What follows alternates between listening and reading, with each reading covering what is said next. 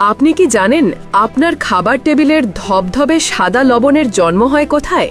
জানলে অবাক হবেন, সরাসরি কোনো কারখানায় নয়, এর জন্ম হয় খোলা আকাশের নিচে, কড়া রোদের মাঠে, হাজারো চাষির ঘাম আর শ্রমে। এর পেছনের গল্পটি জানলে আপনি অবাক না হয়ে পারবেন না।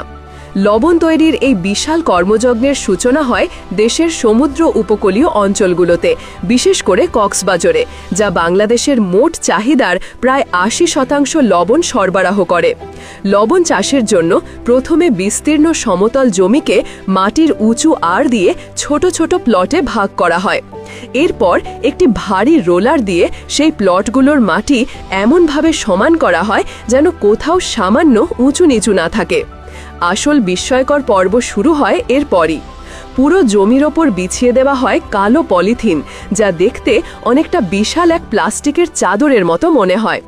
এরপর শ্যালো মেশিনের মাধ্যমে সমুদ্র বা নদী থেকে লবণাক্ত পানি তুলে সেই পলিথিন বিছানো প্লটগুলো কানায় কানায় পূর্ণ করা হয়। তবে এর একটি বড় ত্যাগও রয়েছে। যে জমিতে একবার লবণ চাষ করা হয় তার লবণাক্ততা এতটাই বেড়ে যায় যে সেখানে আর অন্য কোনো ফসল ফলানো সম্ভব হয় না। তারপর শুরু হয় প্রকৃতির খেলা আর চাষিদের দীর্ঘ অপেক্ষা। টানা ৬ থেকে ৮ দিন কড়া রোদের নিচে সেই পানিযুক্ত প্লটগুলোকে ফেলে রাখা হয়। সূর্যের প্রচণ্ড তাপে পানি ধীরে ধীরে বাষ্পীভূত হয়ে আকাশে মিলিয়ে যায় আর পড়ে থাকে শুধু লবণের স্ফটিক। পলিথিনের কালো চাদরের ওপর সাদা লবণের আস্তরণ এক অদ্ভুত দৃশ্যের জন্ম দেয়। এবার আসে লবণ সংগ্রহের পালা, আর এই দৃশ্যটি হয়তো আপনাকে সবচেয়ে বেশি চমকে দেবে। লবণ চাষিরা সেই লবণাক্ত জমির ওপর নেমে পড়েন, হাতে তুলে নেন একটি বড় কাঠের তক্তা, যা দিয়ে তারা পলিথিনের ওপর থেকে লবণ চিয়েছে একত্রিত করেন।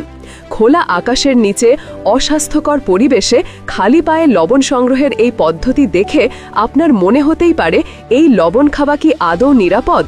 কিন্তু এটাই কঠিন বাস্তবতা। চাষিদের শ্রমে সংগৃহীত এই কাঁচা লবণই আমাদের রান্নাঘরের লবণের আদি রূপ। অবশ্য অতীতে সনাতন পদ্ধতিতে লবণ চাষের প্রক্রিয়া ছিল আরও কষ্টকর এবং অস্বাস্থ্যকর। তখন সরাসরি মাটি শুকিয়ে লবণ তৈরি করা হতো, যার ফলে লবণের রং হতো কালো এবং তাতে মিশে থাকত মাটি, বালি আর রাজ্যের ময়লা। আধুনিক পদ্ধতিতে পলিথিন ব্যবহার হওয়ায় লবণের গুণগত মান কিছুটা উন্নত হয়েছে, তবে মাঠ থেকে সংগৃহীত লবণ তখনও খাওয়ার উপযুক্ত থাকে না। মাঠ থেকে সংগ্রহ করা এই অপরিশোধিত দলা পাকানো লবণ সোজা চলে যায় কারখানার। এখানেই শুরু হয় এর রূপান্তরের আসল প্রক্রিয়া। কারখানায় প্রথমে বিশাল মেশিনের সাহায্যে লবণের বড় বড় দলাগুলোকে ভেঙে গুঁড়ো করা হয়।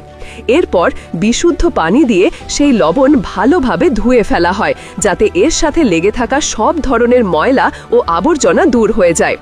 পরিষ্কার করার এই ধাপে লবণ তার শুভ্রতা ফিরে পায়, কিন্তু তখনও লবণ পানিতে ভেজা থাকে। পরবর্তী ধাপে আরেকটি শক্তিশালী মেশিনের মাধ্যমে লবণ থেকে পানি পুরোপুরি আলাদা করে নেওয়া হয়। এরপর আসে সবচেয়ে গুরুত্বপূর্ণ পর্ব, আয়োডিন মেশানো। আমাদের স্বাস্থ্যের জন্য প্রয়োজনীয় এই উপাদানটি মেশানোর পর লবণকে পুনরায় শুকানোর জন্য পাঠানো হয়। একটি বিশেষ মেশিনের সাহায্যে ভেজা লবণকে সম্পূর্ণ শুকিয়ে ঝরঝরে দানায় পরিণত করা হয়। অবশেষে সেই মিহি ও বিশুদ্ধ লবণ স্বয়ংক্রিয় প্যাকিং মেশিনে চলে যায় এবং বিভিন্ন কোম্পানির আকর্ষণীয় প্যাকেটে বন্দী হয়ে পৌঁছে যায় আমাদের রান্নাঘরে।